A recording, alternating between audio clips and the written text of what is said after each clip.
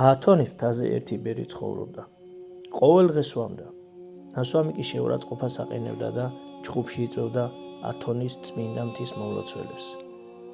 როცა გარდაიცვალა, რამდენიმე მომლოცველი მივიდა წმინდა პაისთან და ახარეს. უდიდესი თავსატეხი საბოლოოდ მოგვარდა. ის ლოთიბერი გარდაიცვალა და ახლა ყველა დაისვენეს მისი ჩხუბისგან. მათი სიხარულით დამწუხრებულმა და გულმოსულმა წმინდა პაისმა უპასუხა: უკვე ვიცი რომ გარდაიცვალა, ვიხილე. ლოთის სულს როგორ მიაცილებდა ანგელოზთა მთელი დასი. მომლოცველები გააოცა წმინდა პაისის ნათქვამმა. სხვა ბერში ხო არ იშლებაო და შეეცადნენ აეხსნათ თუ რომელ ბერზე იყო საუბარი. მამა პაისმა კი უთხრა მათ: ეს ლოთიბერი, როგორც თქვენ უწოდებთ, შუა აზიაში დაიბადა. იმხანა თურქებს ბიჭები ტყვეებად მიყავდათ.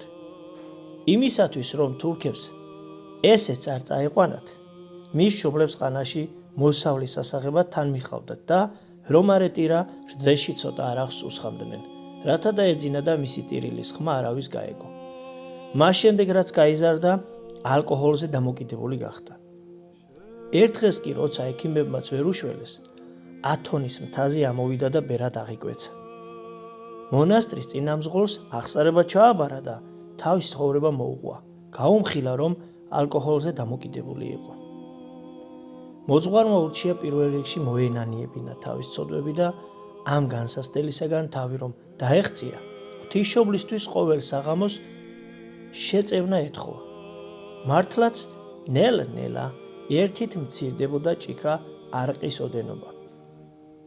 უდიდესი ბრძოლითა და წრფელი სინანულით ერთ წელიწადში თავისი ცოდვების შემსუბუქება შეძლო. ანუ თუ სვამდა 20 ჭიქას, ახლა უკვე 19 გახადა. საკუთარ თავთან ბრძოლას წლების განმავლობაში განაგრძობდა და ასე მიაღწია 2-3 ჭიქას, მაგრამ ამჯერად საოცარი ის იყო, რომ უკვე 2-3 ჭიქაც ათორობდა. წლების განმავლობაში ათონის წმინდა მთის მომლოცველები ხედავდნენ მტრალბერს, რომელიც ილანძღებოდა და გარშემომყოფებს ეჩხუბებოდა. უფალი კი ხედავდა კაცს, რომელიც ვნებების მოსათოკად საკუთარ თავს ებრძოდა და ბოროტის დამარცხებას ცდილობდა. ყველა ადამიანს აქვს უფლება თავისი ნებით მოიქცეს, აკეთოს ის, რაც სურს. ამიტომ სხვას არ აქვს უფლება განსაჯოს მისი ნება და ძალისხმევა. არ უნდა განსაჯოდა იმსჯელო ადამიანზე ერთ შეხებით.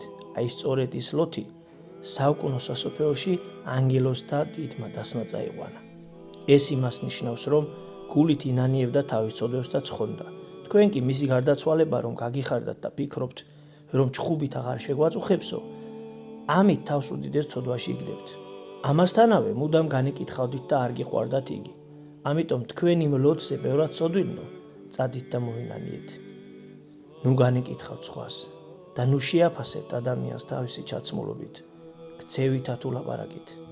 თქვენ ხომ არ იცით, რა ცხოვრების გზა აქვს გავლილი. ეკლიანი თუ იავარით მოფენილი. განუკითხავად გიყვარდეთ ადამიანი.